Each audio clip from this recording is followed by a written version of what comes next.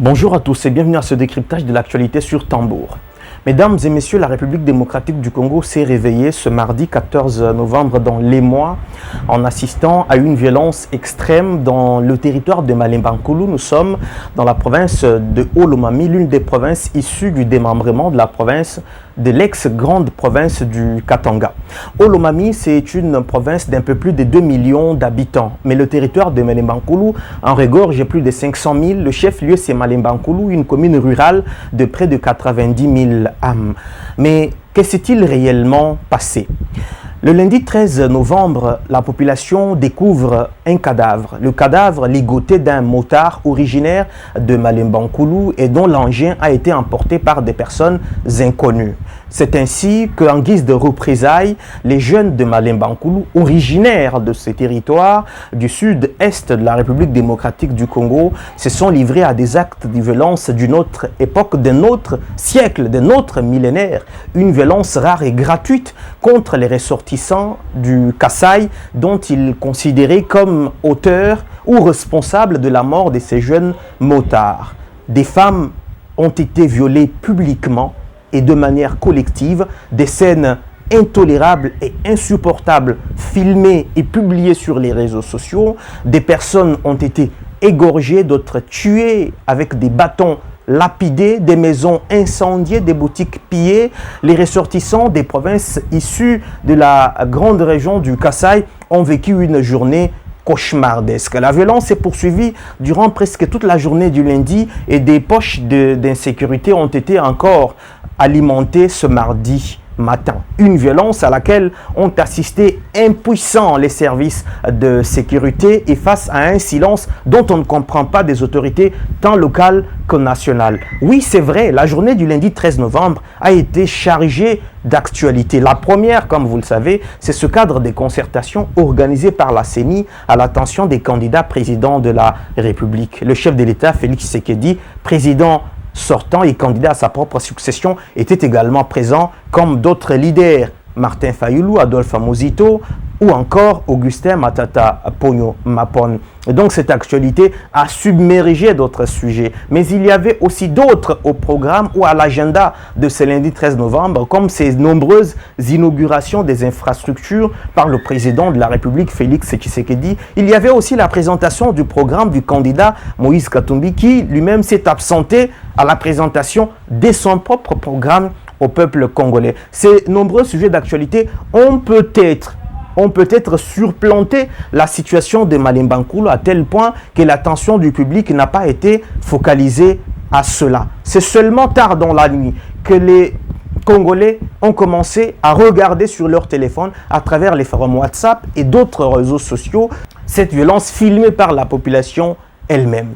Mais comment en est-on arrivé là? Cette question taraude les esprits ce mardi parce qu'on sait que le peuple congolais est un peuple hospitalier, un peuple très social et un peuple qui n'a jamais été caractérisé par des actes de xénophobie. Comment en sommes-nous arrivés là? Pour le contexte, nous devons rappeler certains faits qui seraient, d'après plusieurs observateurs, à la base de ce déferlement de violence. Il s'agit principalement des messages d'appel à la haine tribale, des messages d'appel aux actes xénophobes, des messages d'appel aux actes séparatistes lancés par des politiciens. Pour ne rester que dans la région, il y a quelques mois, Christian Mwando, l'un des leaders de Ensemble pour la République, avait menacé de séparer le Grand Katanga de la République démocratique du Congo si les intérêts de Moïse Katumbi n'étaient pas pris en compte dans le processus électoral. Ça, c'est de un. Ensuite, nous avons vu des jeunes recrutés et visiblement payés qui se réclamaient du Grand Katanga, menacés soit de violenter, soit de piller, soit de tuer, soit de séparer le Katanga du reste de la République démocratique du Congo. Il y a quelques jours, la semaine dernière, Moïse Katumbi, président des Ensemble pour la République, lors d'une interview donnée à Malika Télévision, une chaîne de Lubumbashi, stigmatisait l'une des tribus de la République démocratique du Congo, sans la citer nommément, mais tout le monde a compris qu'il parlait des ressortissants du Kasaï. Vous savez, dans ces pays, on nous a dit que le président Mobutu était un centrafricain. Qui nous ont dit ça? C'est les talibans. Qui nous ont dit que Kabila était rwandais? C'est les talibans. Donc, on va dire qu'il y a seulement un groupe ici qu'on peut reconnaître qui sont de vrais Congolais. Soyons quand même très sérieux. Moi, je crois, voilà, je vais vous montrer mes passeports. Et ces passeports, je suis en train d'écrire un livre. Et c'est pas oui, non, sur beaucoup de choses. C'est ce que je fais pour sauver ces pays. Ce que je fais pour sauver l'opposition. Ce que je dis faire pour avoir le rassemblement. Ce que je suis en train de vous dire ici, je vais vous donner le passeport. Vous allez voir si ce sont des faux passeports ou pas. Non, je vais commencer. Je vais vous donner M. Kalonji parce que je vais vous montrer le passeport semi-biométrique d'abord, avant que je puisse partir en exil. C'est des passeports congolais, ça. Ah, bon, vous n'avez jamais eu deux. Peut-être c'est des passeports d'un village. D'un seul village, parce que les gens qui s'opposent à moi sont d'un seul village, avec le mensonge.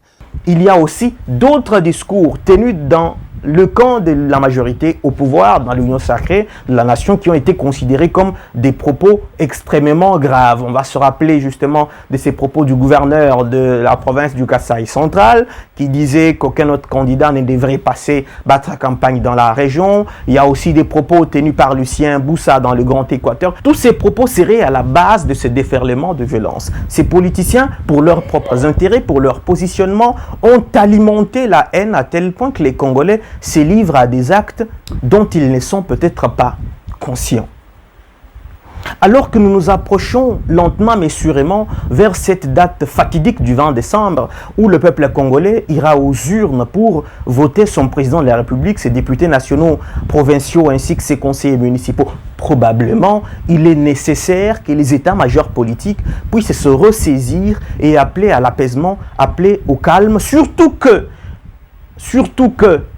la Commission électorale nationale indépendante et la Cour constitutionnelle ont fait preuve d'impartialité dans le traitement des candidatures à la présidence de la République. Parce que c'est là justement qu'était le problème. C'est pendant le traitement des candidatures que des intentions ont été prêtées à Denis Kadima ou encore au président Kamoleta de la Cour constitutionnelle par les cadres et militants d'Ensemble pour la République, comme quoi il y aurait un complot contre Moïse Katumbi et gratuitement les gens ont été appelés à la violence, les appels à la haine, les appels au pillage, les appels à la séparation du Katanga de la RDC ont été lancés et de manière assez incompréhensible. Les faits ont contredit ces actes parce que plus tard, on s'est rendu compte que ni Denis Kadima, ni le président Dieudonné Kamoleta de la Cour constitutionnelle n'avaient aucune intention de nuire à Moïse Katumbi. Mais ces propos qui ont été tenus sont restés dans les esprits des jeunes, dans les esprits des femmes et des hommes, à tel point que l'étincelle de la découverte de ce corps de motard a fait que la situation puisse s'embraser. Mais donc, il est de la responsabilité des leaders politiques, qu'ils soient de l'opposition ou de la majorité, d'appeler à l'apaisement. Il est temps que les responsabilités soient dégagées, que les auteurs qui sont connus, qui sont visibles sur ces vidéos, soient appréhendés, traduits en justice et punis conformément à la loi.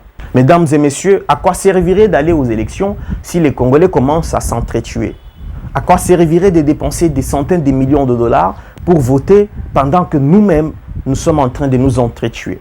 Alors qu'à l'est du pays, l'ennemi, l'agresseur, continue d'égorger, de tuer, de bombarder, de piller, faut-il encore qu'à l'interne, nous-mêmes, commencions à nous comporter en xénophobe, commencions à nous comporter de manière violente? Ne serait-il pas une manière pour nous de prêter le flanc à l'adversaire, à l'agresseur? Il est donc important et indispensable que l'on comprenne que nous ne pouvons pas céder à la manipulation des politiciens pour nous entretuer.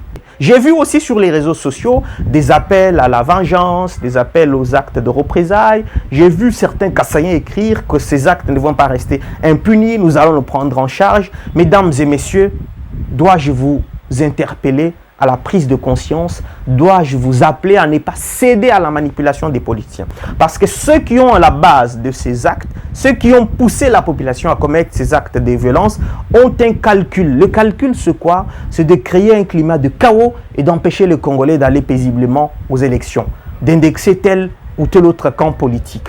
Et donc, il ne faut pas donc céder à cette manipulation, céder à cette provocation pour se livrer à des actes de violence en représailles au massacre des Kassaïens à Malemba-Nkulu. Parce que cela va entraîner un cycle infernal de violence et que malheureusement nous risquons de ne pas aller aux élections de manière paisible. Et cela va servir d'intérêt pour les politiciens à la base, entre guillemets, de cette situation. Parce que certains, bien sûr, dans des salons huppés et climatisés, font des calculs pour plonger le pays dans le chaos et empêcher à ce que le peuple congolais s'exprime librement dans les urnes. Il est nécessaire que nous puissions interpeller les Congolais pour qu'ils se réveillent et ne cèdent pas à la manipulation politicienne. Ainsi, mesdames et messieurs, prend fin ce décryptage de l'actualité de ce mardi 14 novembre, tout en vous signifiant que nous allons, dans une autre vidéo, revenir sur l'autre actualité de ce jour, qui est le discours sur l'état de la nation